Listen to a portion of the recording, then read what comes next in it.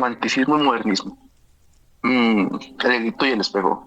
Honestamente, siento que a la hora de separar movimientos literarios es como separar agua del río. Ambos van tan de la mano, pero hay cosas que nunca hay que separar del todo. La nostalgia y el amor, la historia y la rabia, el romanticismo y el modernismo. Movimientos distintos, sí, pero tan entrelazados que a veces parece que uno sigue escribiendo con la mano del otro. Exactamente. Hoy queremos sumergirnos en esos dos grandes movimientos literarios, que marcaron no solo las letras, sino también la manera en la que América Latina empezó a preguntarse, ¿quién soy? ¿A quién le hablo cuando escribo? Porque, seamos honestos, distinguir entre modernismo y romanticismo no solo es cuestión de fechas, es también entender un proceso humano, emocional, incluso contradictorio a veces. Exacto. Y por eso en este episodio se titula El grito, el espejo y la grieta, porque eso fueron un grito existencial, un espejo europeo y una grieta creativa por donde entró, finalmente algo nuevo. En el siguiente bloque, que es el bloque uno, lo llamamos nacimiento del romanticismo. Eh, el romanticismo surge en Europa a finales del siglo XVIII como reacción al racionalismo de la Ilustración y la Revolución Industrial. El ser humano, hasta entonces visto como una máquina racional, recupera su alma, su sensibilidad, su conexión con la naturaleza y lo sublime. Hemos de recordar realmente el cómo la época de la Ilustración y la industrialización lo único que lograron fue atormentar al ser humano con el hecho de ser una máquina, un hombre simplemente que vivía para trabajar. Y la época de la Ilustración lo único que hizo fue desmeritar todo el trabajo del alma, esa parte que nos vuelve realmente humanos, porque el humano durante mucho tiempo fue vendido como un ser que simplemente servía para pensar, no para sentir. Mm, Estoy de acuerdo, porque el ser humano se quitó tanto el humano que sería como una máquina, algo que tenía que producir. Por eso, justamente el movimiento sirvió como una respuesta visceral al señor de la fábrica, como yo le llamo, que reduce al ser humano al número productivo. Entonces los poetas, los locos, responden con amor, con dolor, con paisajes desbordados. El romanticismo es el derecho a sentir, ese que quiso recordarle a la gente que tenía derecho a sentir, no solo producir. ¿Saben? Tenían que darse tiempo para ellos, o sea, tenían que disfrutar cada momento, porque no eran solamente máquinas destinadas a producir y aumentar los números. Exactamente. Y cuando llega esta ola, pues llega a Latinoamérica, llega a América Latina.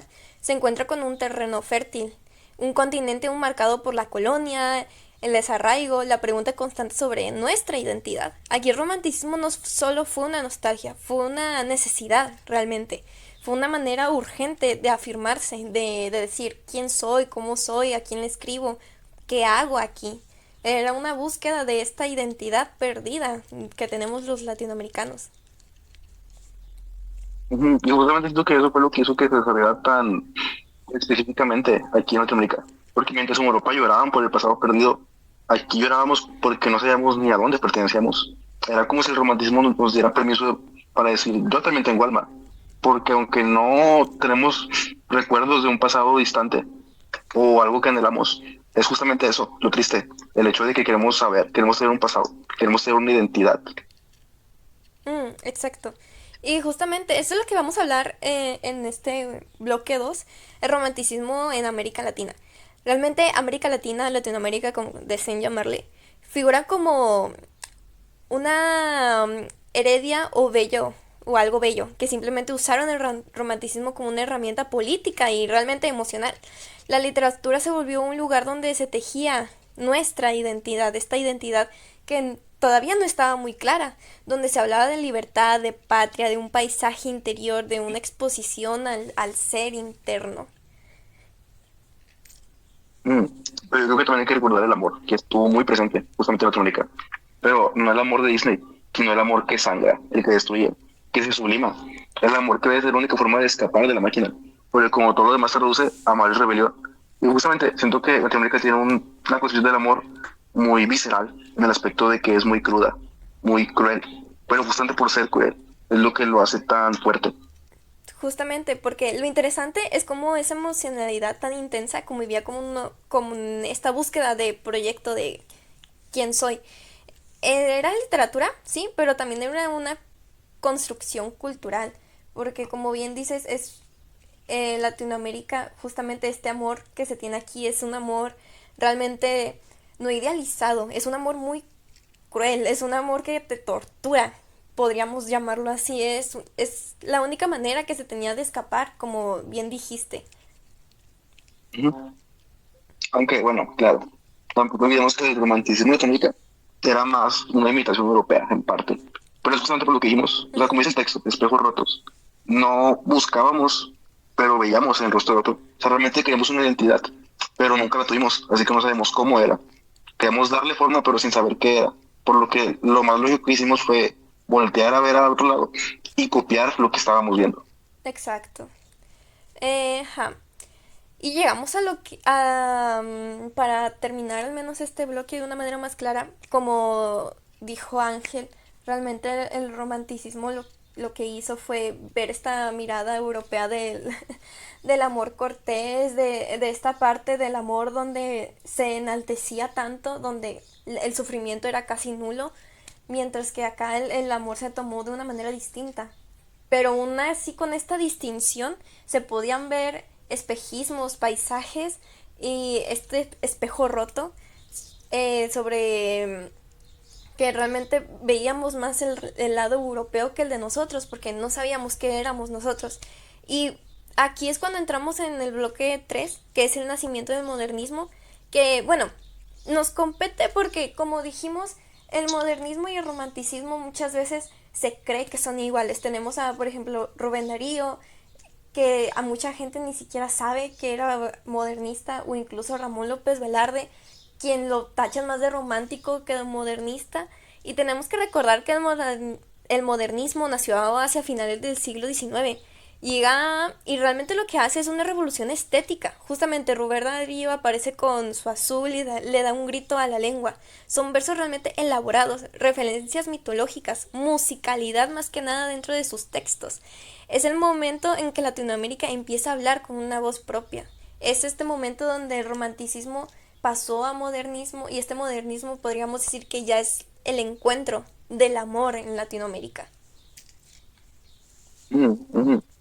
Pero aún así, era una vez que todavía era coqueta con Europa. En el aspecto de que, por ejemplo, hablando de Rubén Darío, podemos poner su obra azul, de ejemplo, que es de las más representativas, pero que no deja de tener esos toques europeos, tratando de anhelar ser, que aún tiene una identidad propia, pero una identidad incompleta, que buscaba ser algo más. Era como ese punto medio, Mm, de que ese mientras, en lo que se encuentra el punto que quiere. ujú. Por ejemplo, Darío soñaba con París, pero escribía desde Nicaragua. Pero pensaba en sitios, mármol y columnas. Era hermoso, sí, pero también era ajeno. O sea, soñaba con algo, quería que fuera. No soñaba lo que tenía. Sí, es que yo siento que como bien dices, era un punto donde si lo ponemos en una balanza, estaba el extremismo europeo y el extremismo latinoamericano y justamente el modernismo está en medio de la balanza, porque el modernismo busca una belleza, pero es una belleza que no imita directamente a lo europeo, sino que lo transforma y lo transforma en algo propio. Fue el intento de decir, ok, ya basta de ser el eco, ahora vamos a inventar lo nuestro, lo de acá, lo latino. Ujú. Aunque no, de verdad se inventaba. Porque entre tantas flores y símbolos a veces ocultaba el innovación. Porque el modernismo fue maduro, sí, pero también un disfraz. El romántico gritaba y el modernismo suspiraba en voz baja. Por ejemplo, con Rubén Darío, podría decir que sus textos tiraban más al conformismo o resignación, por así decirlo, porque veía el lugar en el que estaba y se conformaba con él, pero aspiraba a estar en otro lugar. Realmente escribía pensando en donde quería estar y no donde estaba. Mm, pero fíjate, yo siento que aquí tiene mucho que ver la identidad latinoamericana, porque justamente es muy latino el hecho de resignarse al hecho de ser latino. Uno siempre va a querer aspirar a más, me explico. Y el asunto es que en la Ujú, literatura, y cuando se trata de más que nada románticos y modernistas, es el asunto de que uno te grita lo que quiere y el otro te lo dice en voz bajita, pero con pena, porque tiene pena de admitir que no es feliz donde está o que quiere un poquito más, mientras que el otro te lo grita constantemente porque cree que si lo grita lo puede tener o se lo van a dar, cuando la realidad es que puede que sí, puede que no. Por ejemplo, Ramón López Velarde. Él realmente es tachado como un poeta muy tímido, demasiado tímido en su escritura, pero era tímido justamente porque él, de cierta manera, tenía miedo de expresarse por completo, ¿sabes? Sí, sí, sí. Pero es que yo siento que también va mucho a cómo se ve en Latinoamérica esto. Mm, Porque es un sentimiento muy eurocéntrico. Se aspira a ser mejor. Pero cuando hablamos de ser mejor, ¿de qué hablamos? Porque le preguntas a un latino y piensa en Europa. Piensa en estas ciudades grandes como París, Venecia. Realmente nunca piensa en de que tal vez ciudades como Ciudad de México podrían llegar a tener su propia identidad y estar al nivel de estas. mm, No, solo se limita a ser una imitación de estas, pero jamás ser algo más. ¿Sabes? No se reinventa, solo imita y busca, incluso en esa imitación, es una imitación conformista de que ojalá tal vez ser tan siquiera la sombra de esa ciudad. mm. Fíjate, estoy de acuerdo, pero siento que también tiene mucho que ver con cada autor. Porque habrá autores que enaltezcan tanto el ser latino que se pierden mucho en ello, donde llega a ser como una especie de eurocentrismo, pero versión Latinoamérica, donde piensa que Latinoamérica es el centro, el ser y el todo. ¿Me explico? Ujú. Es que sí, siento que es normal eso, porque eventualmente todos creemos en los centrismos, pero el cómo se expresa es lo que cambia. Por ejemplo, hay muchos que sí, son conformistas o se resignan, pero no en un plan aspirando a algo más, Sí, sino tristes porque realmente aman ser latinos, aman la cultura latinoamericana y por eso les da tanta tristeza verla y sí, ver cómo está tan pisoteada, tan machacada, sí, cómo es una cultura no mediocre, yo no lo considero mediocre, pero considero que tiene mucho la resignación, tiene mucho este pesimismo, donde bien hablamos sobre amar, donde para el latino amar es tan visceral, tan crudo, pero porque en general toda su vida es cruda, es así. sí. Pero fíjate, yo siento que, por ejemplo, ay, sí, Ramón López Velarde, o sea, incluso en su poema de La Suave Patria, se ve mucho esto, el cómo genuinamente él ama en México, él adora en México, él ama a la mujer mexicana, pero justamente como dices, llega esta tristeza porque él no es que se conforme, es que él le da tristeza. Es como, por ejemplo, ver toda la situación de narcotráfico, obviamente te va a dar tristeza, ¿sabes? Pero no te vas a resignar al hecho de que existe el narcotráfico. Vas a querer hacer algo, pero te va a dar tristeza el momento de hacerlo. Sí, sí, te lo entiendo. Ujú. Bueno, sí, yo creo que también, justamente, yendo a la diferencia entre romanticismo y modernismo, el cómo se crea la tristeza es justamente lo interesante, porque es como dijimos, mientras que el romanticismo lo grita, los modernistas te lo susurran, pero justamente con pena, por eso mismo, porque no es como tal resignación, sino pena, es tristeza, o sea, adquiere una matriz más refinada y simbólica. Siento que, por ejemplo, López Velarde también lo expresaba con imágenes y con musicalidad particular en sus versos. Su Sí, melancolía no era solo personal, sino también histórica. O sea, no era solo su melancolía y su tristeza, era la pérdida de México. sí, Porque incluso si vemos su época, vivió en una época donde México perdió su tradicionalidad frente a la modernidad del porfiriato. sí, justamente siento que incluso si nos vamos a, por ejemplo, a Diego Rivera, a Frida Kahlo y incluso a todos los muralistas, realmente podemos ver que, o sea, los modernistas eran románticos, pero eran románticos bien vestidos. O sea, el dolor seguía ahí, solo que estaba disfrazado, Ujú. me explico. Era el mismo grito, pero Sí. en una diferencia de frecuencia. Ujú. Es incluso ahí siento que sería el mismo grito, pero no con pena, pero socialmente aceptable. Sí, Porque antes de, el romanticismo te planteaba el que tenías que gritarlo, tenías que sentirlo, no tenías que sentir pena de sentirlo, pero justamente porque era una nostalgia europea. Ahora, en el caso de Latinoamérica, siento que se abrió tanto el modernismo porque era como de que estás en tristeza, pero no tienes que gritarlo, solo susurrarlo, sí, porque gritarlo es exagerado, honestamente. Y en el caso de los europeos se les perdonaba. ¿Por qué? Porque tenían una razón, tenían la nostalgia. Mientras que a latinoamericano se le quitaba el peso del grito porque no tenía ni siquiera una identidad propia. Entonces lo consideraba exagerado si quiere gritarlo, sí. cuando no había nada que gritar. Es que fíjate, o sea, honestamente, considero yo que bajo ese ejemplo podríamos decir que realmente Latinoamérica no se ve más allá como este niño chiquito. este niño que simplemente está gritando, está haciendo berrinches, pero no tiene un objetivo lógico, no está haciendo un lloradero por algo lógico, simplemente quiere algo, busca algo, y su madre tiene que satisfacerlo, pero ¿cómo lo va a satisfacer si lo que busca ni el niño lo sabe, o ni el niño sabe que esa cosa lo va a satisfacer al 100%? Es como que el niño llore porque quiere un chocolate. Va a llorar, va a patalear, pero todos van a decirle de que es absurdo y es ridículo, ¿sabes? Sí, sí, sí. Y los... Pero incluso ahí tiene más sentido por llorar por el chocolate, porque hay algo por qué llorar. Y en el caso de Latinoamérica, es justamente ese niño que llora porque quiere una razón para llorar. Ujú. Sí, sí. Honestamente siento el modernista no es más que tal cual un niño. Mientras que el romanticista yo lo catalogo más como un adolescente. Un adolescente que sí o sí busca sentir, necesita gritar constantemente que está adolorido, que quiere algo, que necesita algo, que lo requiere. ¿Sabes? Pero bueno, entonces, la diferencia, siento que hay que plantearlo muy bien. Porque, por ejemplo, diría que el romanticismo es la explosión emocional y el modernismo es la canalización estética. Porque justamente el modernismo, como lo ponemos con López Velardes, se iba más a lo, no a lo estético, sino justamente a lo rítmico, a cómo este dolor se transmitía de una forma tan juguetona, tan visual, tan llamativa. El aspecto de que cualquiera podía leerlo y entenderlo. Mientras que literalmente el romanticismo era un grito al aire, que lo entendías, pero porque era un grito. O sea, todo el mundo tiene un grito. Pero el modernismo siento que, con López Velardes, si no eres latinoamericano, si no tienes justamente ese sentimiento, o no lo has experimentado antes, es algo que no te llega. Porque mientras uno es el fuego, el otro es la escultura que se hace con las cenizas de ese fuego. Exactamente. O mira, como diría un poeta, el romanticismo ama sin miedo. El modernismo escribe cartas de amor, pero en latín. Mm, estoy de acuerdo, estoy de acuerdo. Ahora, ya en el bloque 5 vamos a hablar de la identidad y la ruptura.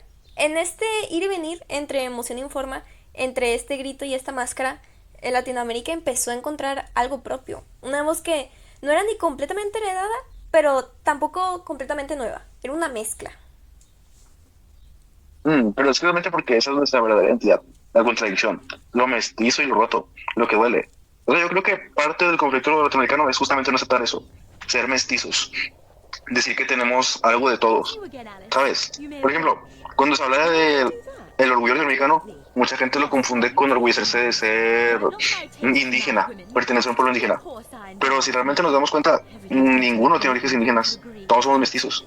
Tenemos en parte ascendencia europea, tenemos en parte ascendencia indígena, sí, pero incluso tenemos ascendencia de otros lugares del mundo, por ejemplo, de África, de otras colonias de Europa, incluso de Asia, pero es algo que no se ve mucho en el latino, porque se enfoca tanto en tener lo que ve, ¿sabes? Sí.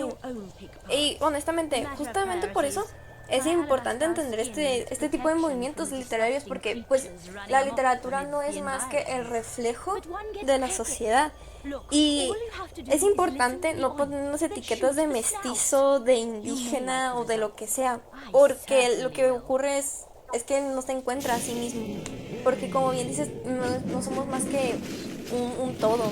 No soy simplemente mexicana, no hay simplemente una sangre en mí, hay varias, me explico.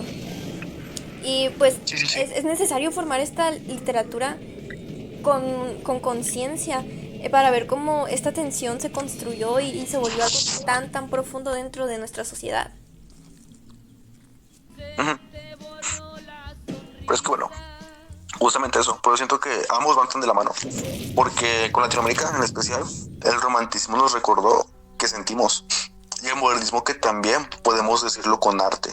Pero entre los dos surgió una voz que empieza a ser nuestra, rota tal vez, pero nuestra. Y justamente eso es lo que me gusta mucho de la literatura mexicana, que realmente si lo comparas con las novelas o los libros europeos, que muchas veces tiran o al pesimismo o todo lo contrario, o una visión tan positiva, en lo latinoamericano es tan cotidiano lo trágico que se ve con risa, con burla, ¿sabes?